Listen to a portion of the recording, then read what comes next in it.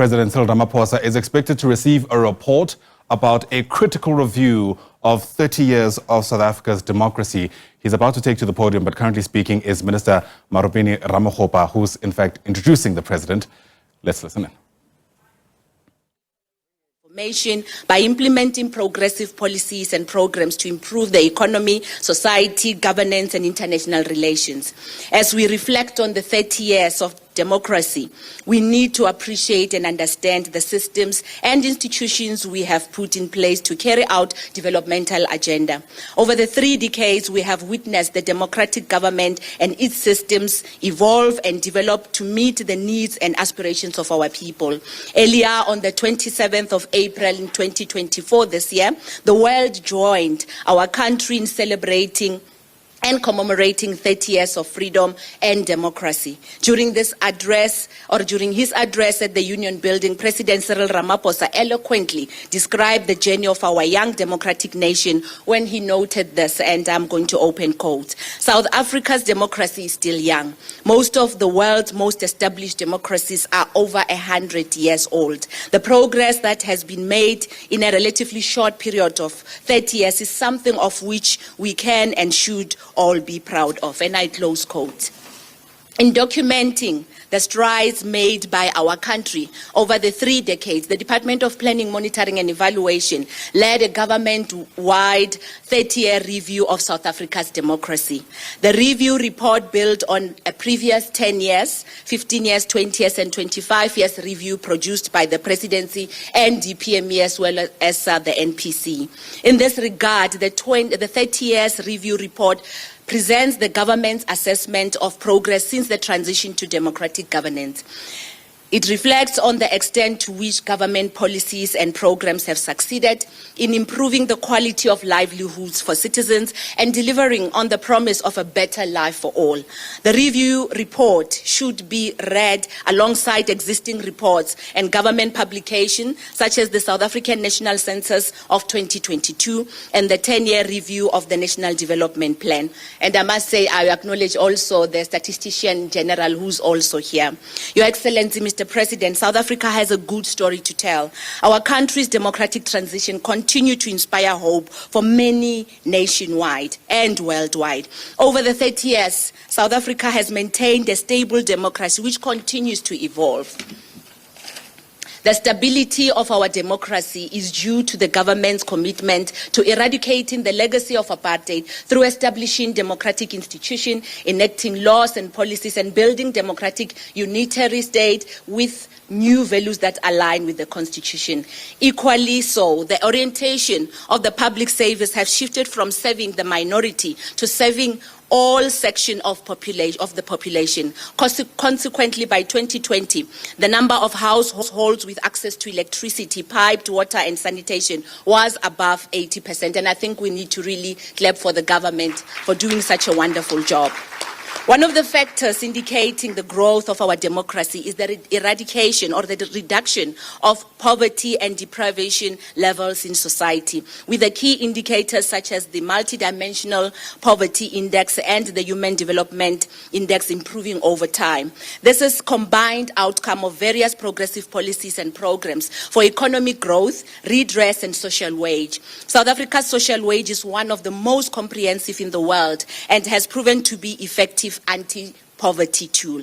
The social wage covers healthcare services, free water and electricity for the indigent, free or fee-free schools, public housing, school nutrition, early childhood development, and expanded financial support for students at universities and at TVET colleges. Unfortunately, I'm no longer at Inswalo. I think I really have to accept this and go and get glasses. I can't see very well. I'm still trying to say, you know what, I'm not that old, but I can't see well. I see that, no, I'm no longer 18, so I'll probably go and visit the optometrist so that I just get on with my age.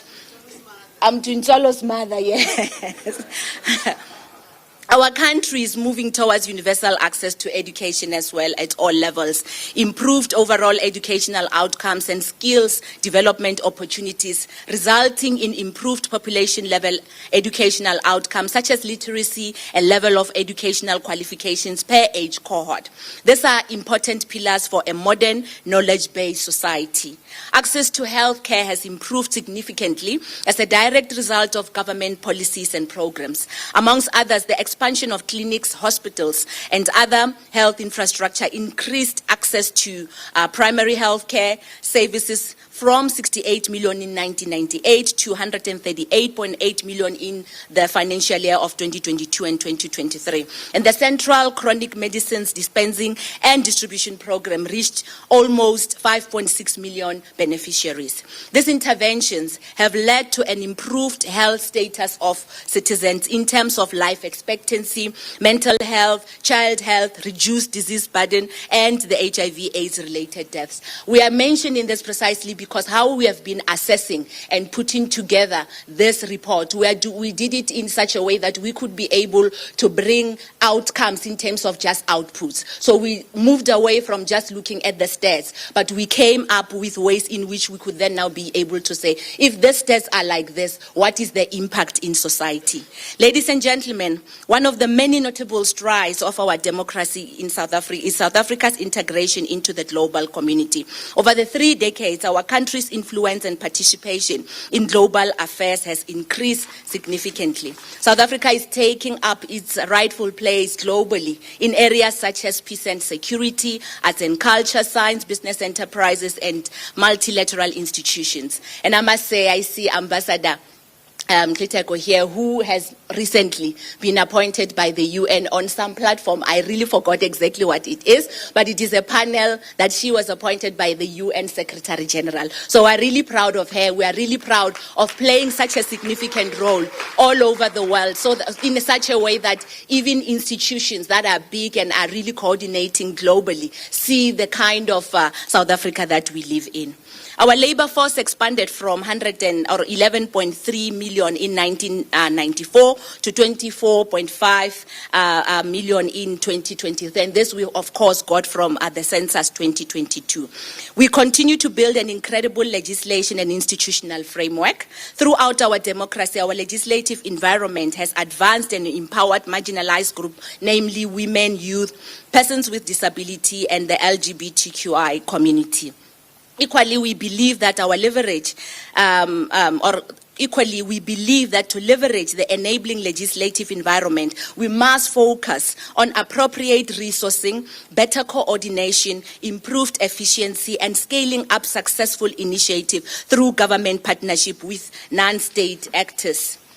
We have also realized that government cannot be able to do it alone. And this is one thing that Professor Maluleka has always said whenever we would be engaging at the NPC, that we need to make sure that society comes also on board to be able to assist us to build the kind of a democratic state that we want to live in. This is for this reason that the NPC has also entered into a work stream that is now involving active citizenry. So when we are all here, we know that for us to be able to build a South Africa that we want further, we really need to work together. We are saying this precisely because in the report itself, you would then now realize that we gave an account of what government has been able to do, what society has been able to do, but we have also been able to say that these are the opportunities that we can also be able to do as government, going towards the 2030 mark of making sure that we do have the NDP that we would like to see South Africa living in. I'm not going to take so much of your time because the President is going to really give us a keynote address.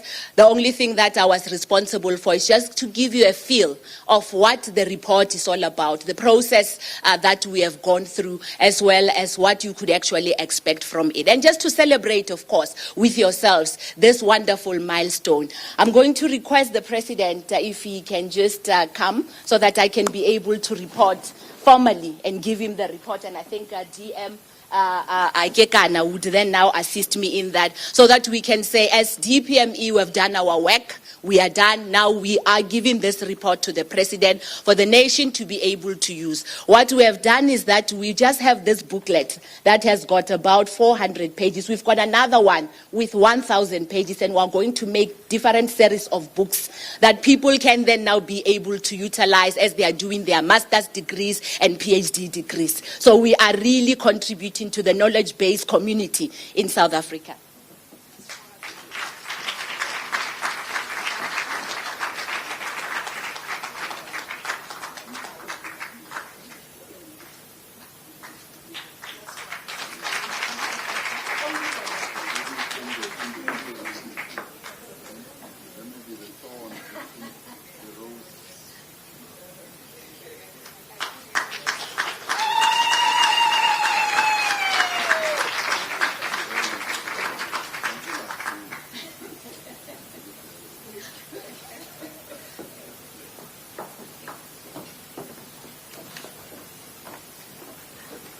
Having said this, I will then now take over the job of Dr. Masiteng and invite the Honorable, His Excellency President Matamela Ramaphosa, to come to the podium and address us.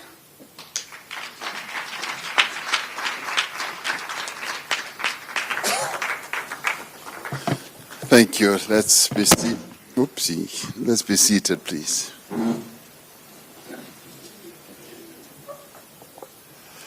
Program Director, Minister of Planning, Monitoring and Evaluation, Ms. Marupeni Ramakgopa, Minister in the Presidency, Minister Khumbudzo Nchabeni, Deputy Ministers who are here present with us today,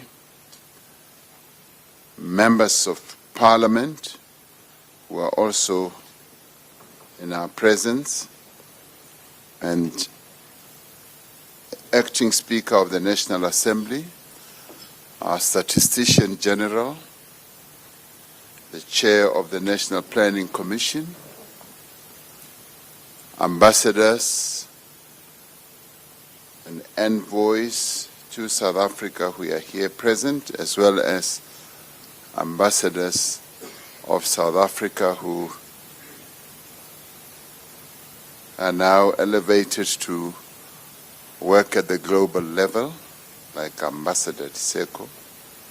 And ladies and gentlemen, it is indeed a great pleasure to be here at the launch of this 30-year review report on the work we have collectively undertaken as South Africans to build a democratic, non-racial, non-sexist, and prosperous and a free South Africa. This vision of a free South Africa has inspired and guided the struggle of our people for many decades and for many generations. It is this vision that lies at the heart of the iconic document, the Freedom Charter, which was adopted at the Congress of the People in Kliptown nearly 7 decades ago. The brave men and women of South Africa pledged in Kliptown to strive together, sparing neither strength nor courage until the democratic changes set out in the Freedom Charter have been won. They said, "Let all those who love their people and their country say as we do." They then went on to set out the aspirations, the objectives of the people of South Africa. A great 2 days it was, as people from all corners of South Africa got together, having traveled hundreds and hundreds of miles by old-fashioned transportation facilities, trains, donkeys, carts, buttered cars, buses, having gotten all together, they set out a number of aspirations. The first was, the people shall govern. And this they said because the people did not govern. There was a racist government that excluded the majority of our people from participating in the government of their own country. Secondly, they said, all national groups shall have equal rights. This they said because there was racial discrimination. Many of our people did not have any rights whatsoever, including the rights to vote, the rights to live wherever they wanted to, even the right of expression, and many others. The third one they set out was, the people shall share in the country's wealth. This, they said, because they could see that our country was a wealthy country in many, many ways. But the people were not participating in the wealth of their own country. The wealth was just appropriated by a minority that continued to lead a better life, or better still, the best life ever. And the wealth of the country was being carted out of the country on a continuous basis rather than serve the interests of the people of our country. They went on to say, there shall be work and security. Even then, there wasn't work for the majority of our people. Some worked, many did not work. And they therefore did not have security in their own lives.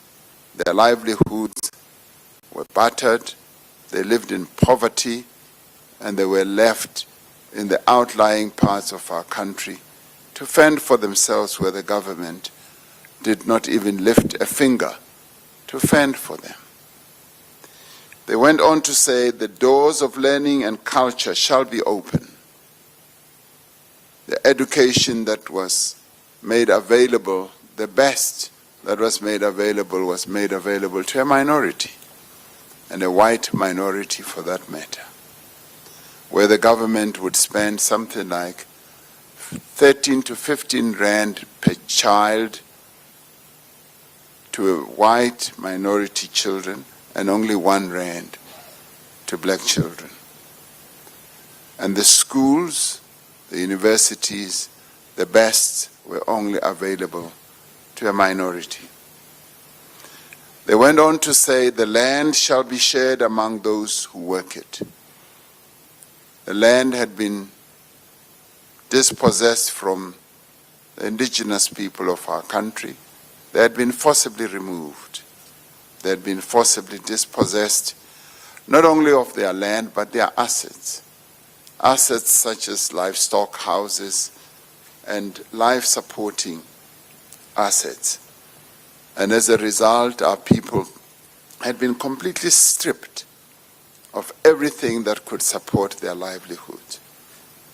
And that is what caused the poverty that continues to cast a shadow on the lives of our people till today. Our forebears foresaw this. They went on to say, all shall be equal before the law, for they saw that there was no equality before the law, nor was there rule of law in our country. And for that reason they said, we want equal treatment, because the law was not blind. It favored one group and did not give rights to another group. And they went on to say, all shall have equal human rights. human rights, so-called, were just reserved for a minority, a white minority for that matter. They went on to say there shall be houses, security and comfort, because our people did not have the requisite facilities that could support a life like a house, and there was no security and there was no comfort. And lastly, they said, the 10th aspirations, there shall be peace and friendship. They realized then that there was no peace in our land, peace within South Africa, and South Africa was not at peace with many other countries in the world. Now, these were the 10 aspirations that they set out. Of course, there were a number of sub-aspirations that are set out around these 10 aspirations. Aspirations actually is just a softer word of putting it across. They actually defined them as freedoms.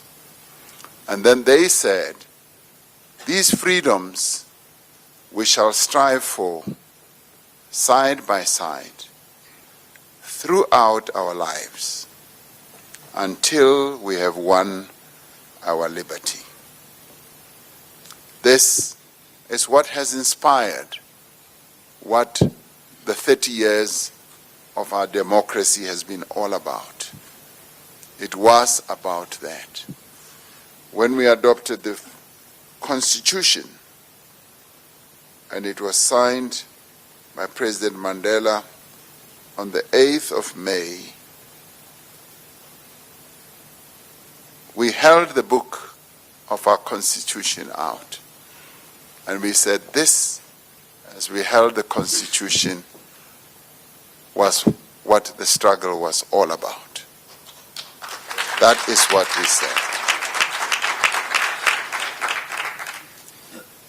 It was on this day, in May 1996, yes, it was the day when the Constitutional Assembly adopted our new democratic constitution. The constitution that was adopted on that day gave legal form to the vision, the freedoms, the aspirations contained in the Freedom Charter, and continues to guide both the functioning and the direction of our democracy. We've been fortunate to have had forebears who had the vision to set out exactly what our struggle should be about. And it is this vision, the Freedom Charter, that we got the majority of our people to rally around. Unfortunately, a number of them lost their lives, but it was about this document, the Freedom Charter. While this 30-year review is about the journey that South Africa has traversed since the advent of democracy, it is also a reflection on progress towards the aspirations of the Freedom Charter and our democratic constitution. This review is undertaken as a tribute to all those who fought for our freedom and for all South Africans who have worked together to build and enrich our democracy. And in the preamble of our Constitution, we honor, the very opening statement of our Constitution, we honor, as we should, all those who suffered, all those who contributed to the moment that we are celebrating today. The scope of the 30-year review report is not only retrospective, but it also helps us to look to the future. These 400 pages may seem like, yes, we're being boastful and reflecting on what we've achieved. But it is much more than that. It is setting out a path of where we want to go. The insights it has generated will inform future government planning. It will assist us as we work to achieve the vision of the National Development Plan by 2030, and as we plan for the decades ahead. Now, in 1955, our forebears set out the vision, and at that time it seemed like a dream, unattainable. We also set out the National Development Plan, that by 2030 we want to be elsewhere. It may seem like a dream because on many counters we are way behind. And even when they looked at the journey towards achieving the aspirations set out in the Freedom Charter, maybe in the 60s, in the 70s, it looked like we were way off achieving the objectives of the Freedom Charter. But we did achieve them. The governing party had embarked on an 82-year struggle to attain the freedoms that are set out in the Freedom Charter.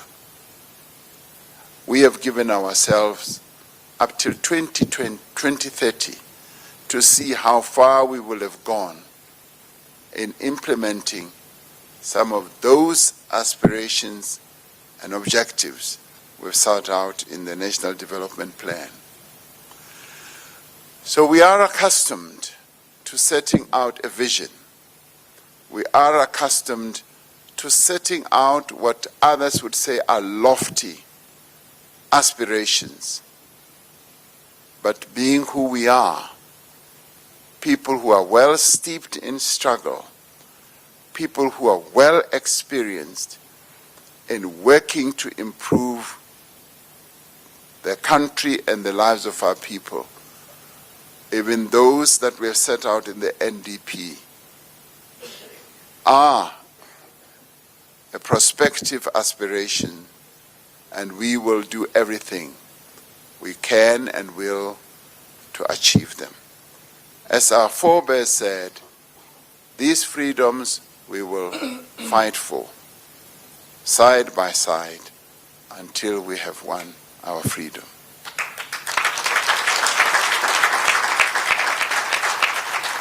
Now, the report will also contribute towards improved policy implementation.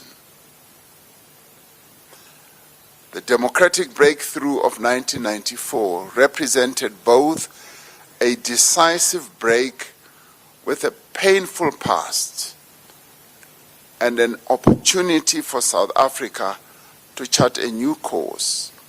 And sometimes we do tend to forget where we come from. We do tend to forget how painful it was.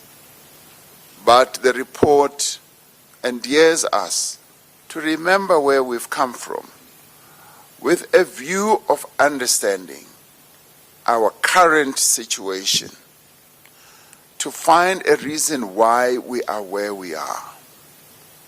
But having done so, to be able to plot the way to the future. And as we do that, we're then armed with three epochs.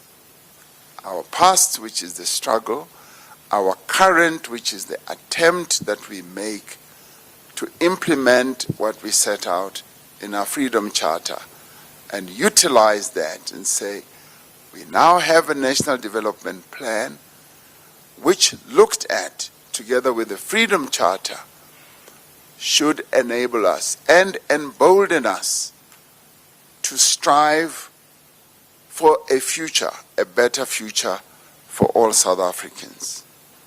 South Africa is a vastly different place today compared to what it was 30 years ago. Absolutely different.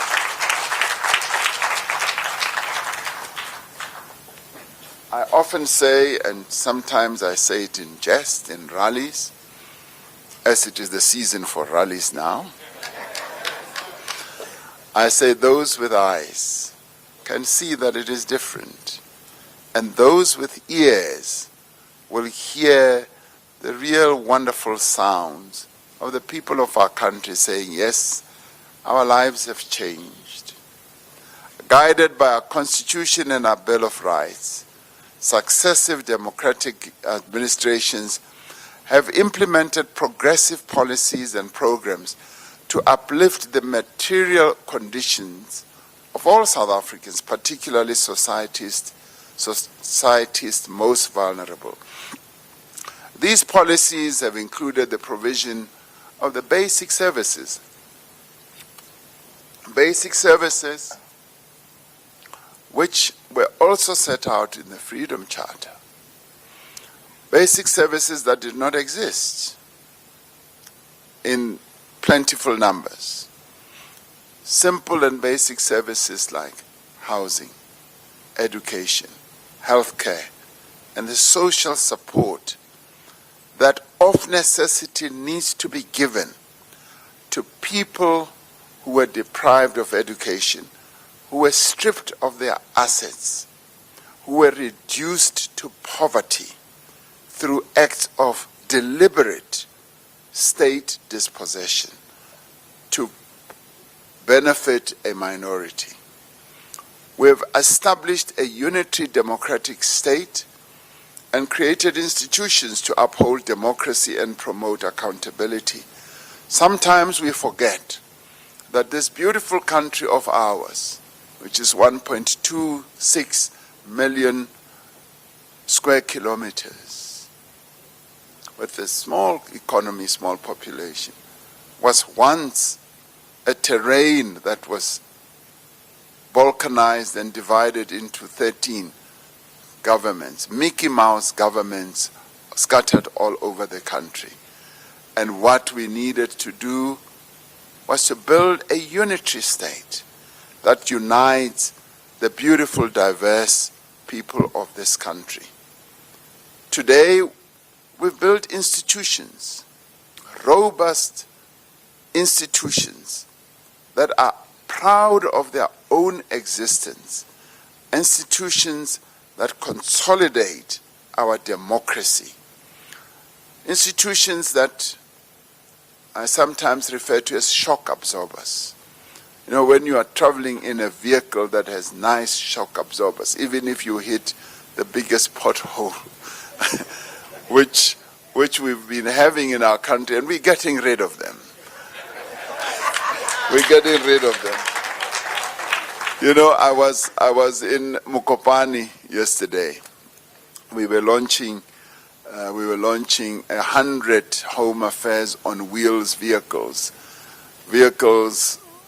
that are trucks that will go to the length and the breadth of our country and be able to bring government services closer to our people, where an old lady who has either misplaced her ID, her marriage certificate, her birth certificate, will be able to walk just a few meters, and if she cannot get into the vehicle, she'll be lifted in her wheelchair into this mobile office and be able to apply for her birth certificate, even her passport if she wants to travel to any part of the world.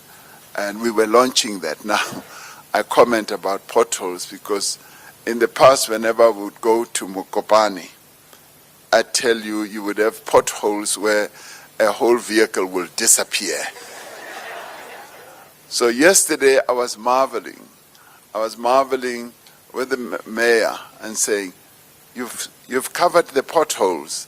He says, yes, President, since you were here, we've covered potholes. And I said, did you do it because I was coming? He says, no, we've been doing it since you gave that instruction. So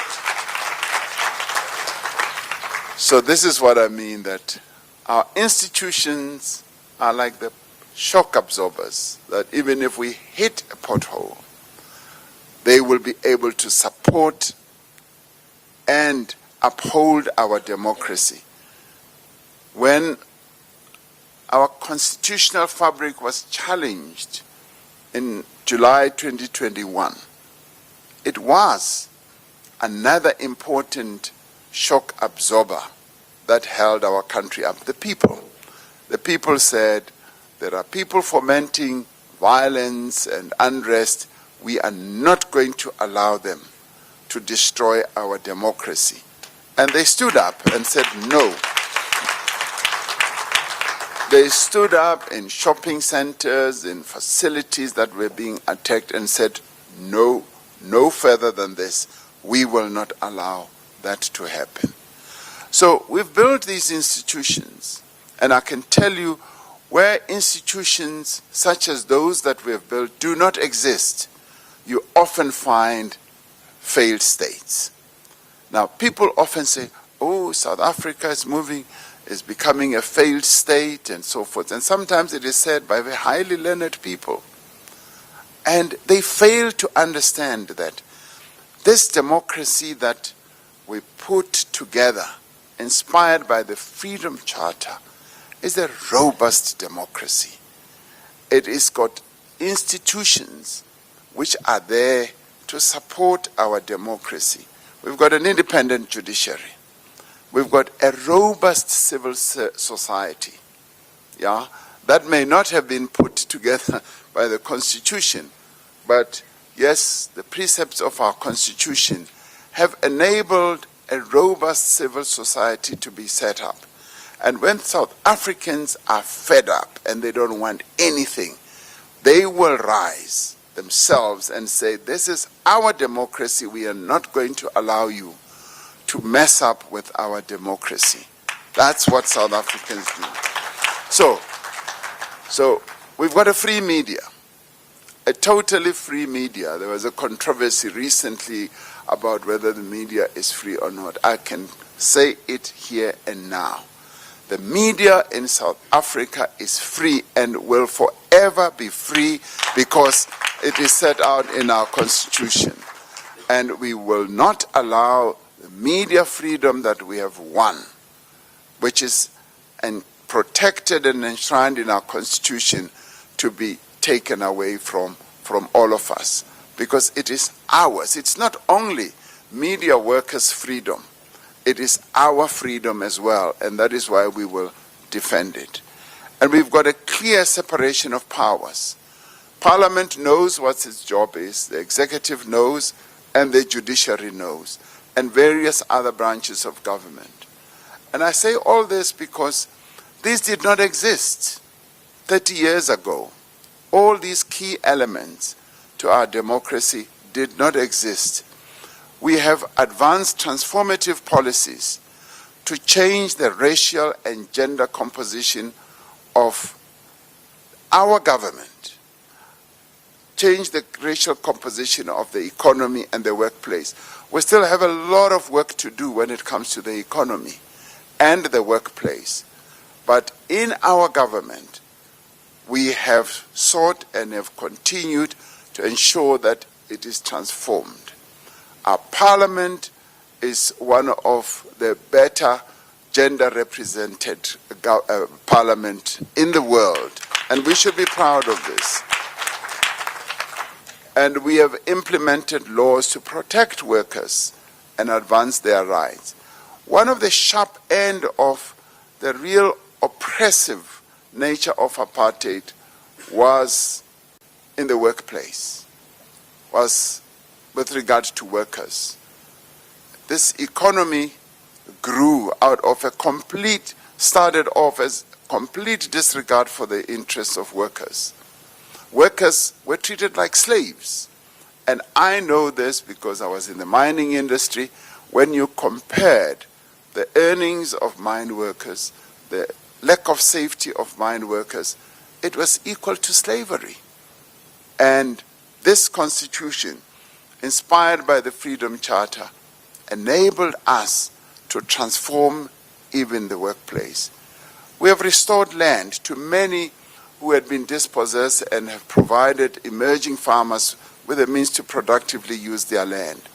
We set a target that we want by 2030 to have given or restored up to 30% of our land. We are now at 25. Those who are keen sort of followers of what is happening with the land issue, they say within the next 5 years, we should have reached that 5% and even exceeded it. So that work is underway, and we're using and must use more and more of the Constitution to ensure that land is restored to our people. Today, South Africa is a valued member of the International Fellowship of Nations, and the drafters of our Freedom Charter set it out very clearly. There shall be peace and friendship. South Africa was a pariah state. Many in the world did not want to be associated with South Africa. They shunned it. And South Africa the then South Africa started doing dastardly things because they started attacking their neighbors as far afield as Zambia. They would go with their bombs and bomb other nations, Mozambique, Lesotho, Botswana. And so there was no friendship whatsoever.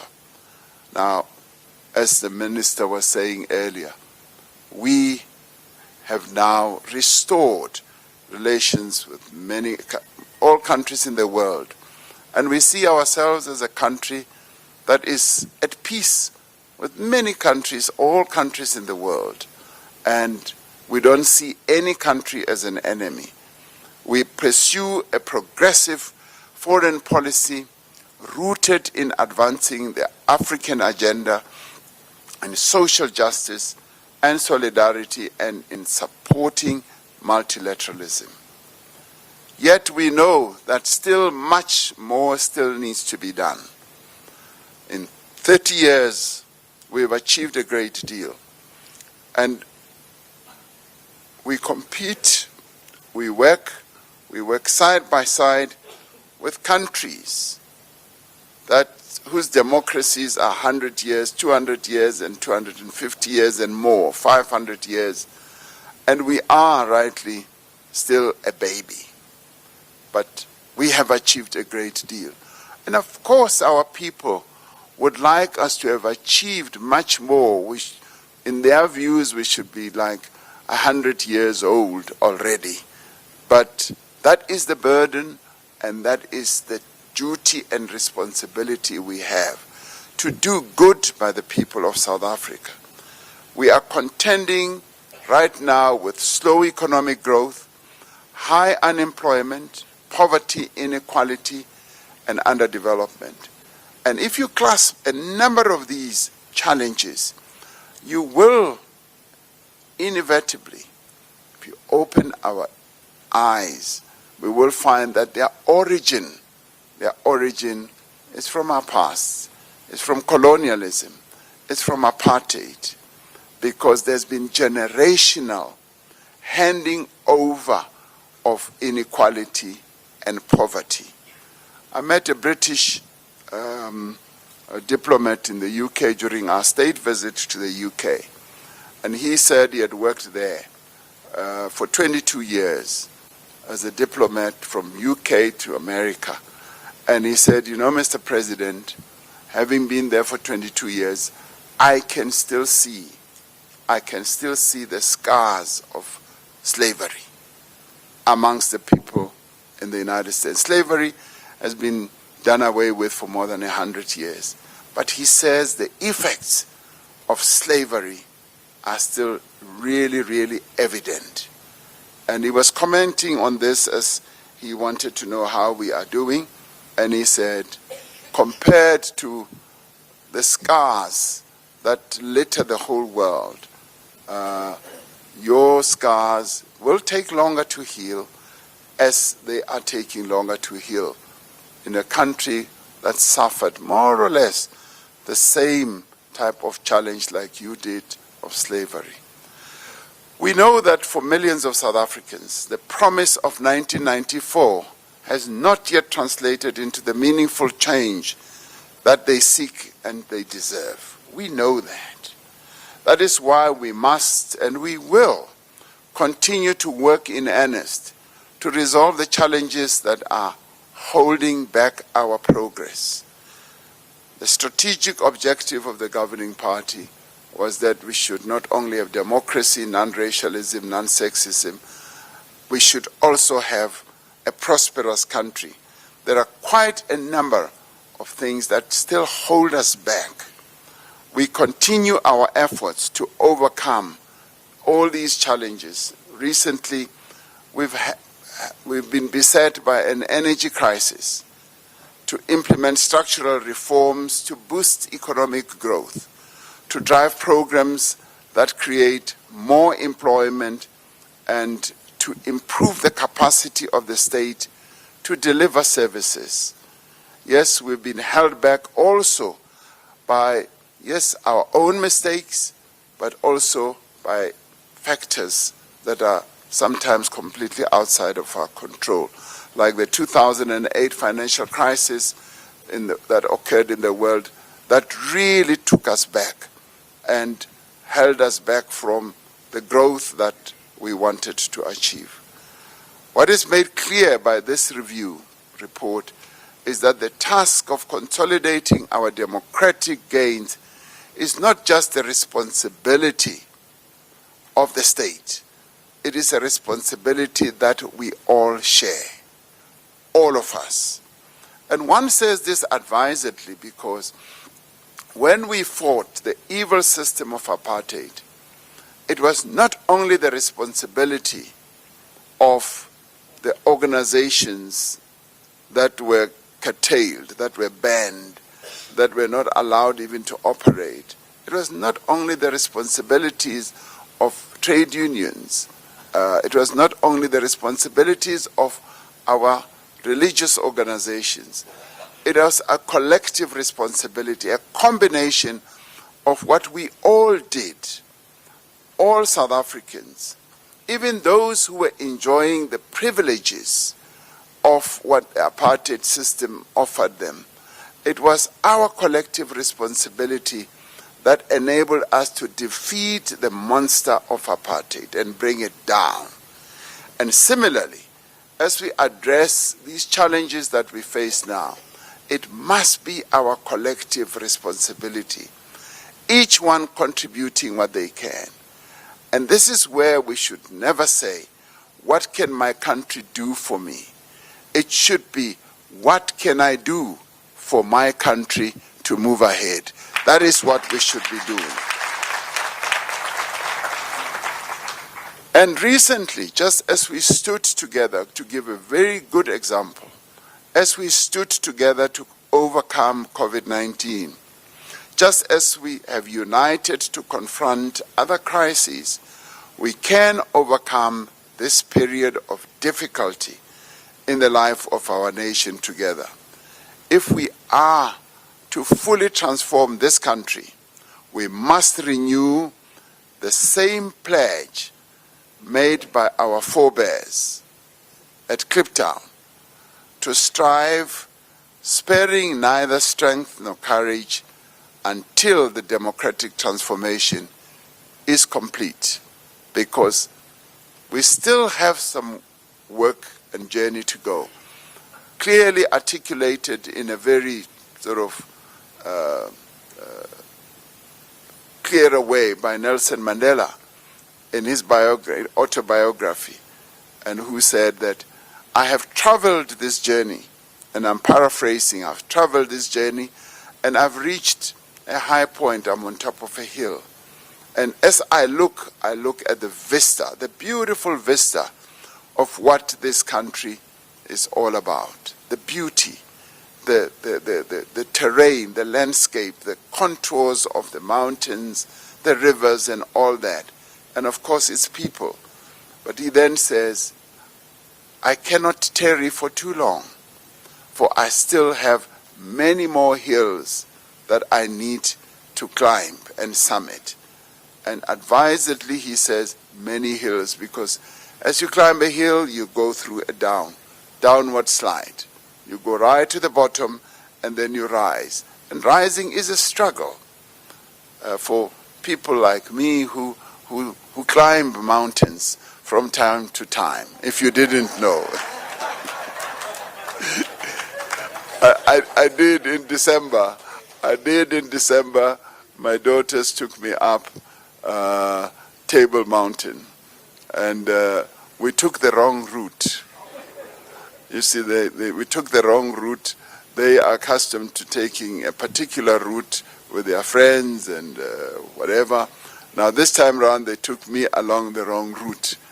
And it was a struggle to go and try to go right up to Table Mountain.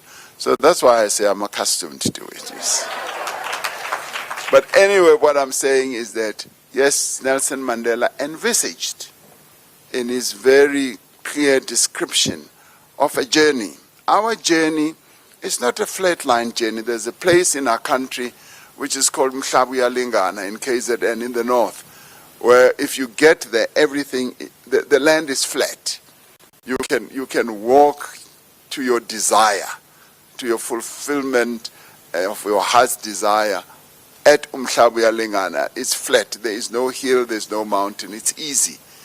But Nelson Mandela said, our journey, the journey that he had undertaken, is a journey that took him up a hill, it will take him down, and there are many more hills that we have to go through.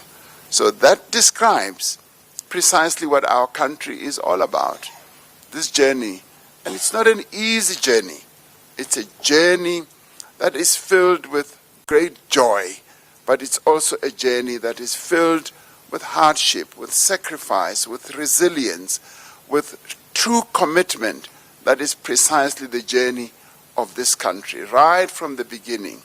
It took us 342 years to rid our country of the evil apartheid system.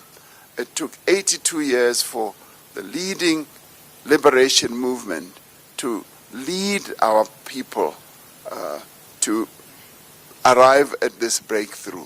So we will go through ups and downs. And sometimes we are like the children of Israel, who on their journey, they started complaining and saying, no, it was better when we were in bondage and slavery. And we are saying South Africans are much more resilient than the children of Israel. We should never go back to that type of thing. Our journey, hard as it is, it's a journey that will finally lead us to the destination that is set out in the Freedom Charter. So I congratulate the Department of Performance, Monitoring and Evaluation, the various government departments, and all those who have had a role in compiling this 30-year review report. It has been a substantial undertaking executed with care, and I might add with diligence. Now, the value of this report is that it is backed up by solid research, credible, verifiable, and accurate data. And that is why we've got the Statistician General here as well. He's very precise. He's a real scientist, and he's a no-nonsense type of person. And we are grateful that, unlike many other countries, we do have real credible statistics. And I've often said that the statistics Stats SA is the only authentic authority or institution that can tell us about our country, because they do research based on science. It has been said that progress is about enhancing what is and in advancing towards what will be. Our goal is a better South Africa, a transformed South Africa, a South Africa that leaves no one behind. The story of 30 years of democracy contained in this report is an honest and critical appraisal. It presents both light and shade, both progress and challenges. It is very honest. It is a vital reference for anyone who wants to understand the last 30 years, and for everyone who wants to look into our future. It is our hope and expectation that this report will be studied in detail, and not only the 400 pages, but the 1,000 pages, and that its findings will be applied. This 30-year review report is much more than a chronicle of a changing nation. And it is a changing nation. Whether people like it or not, it is a changing nation. That is a reality. Now, as we chart the path ahead for our democracy, we look to this report as a valuable instrument for transformation, for progress and growth. Let us make this a living document that inspires, that encourages, and that guides us as we continue to build a truly democratic, prosperous, non-racial, non-sexist, and free South Africa. I thank you.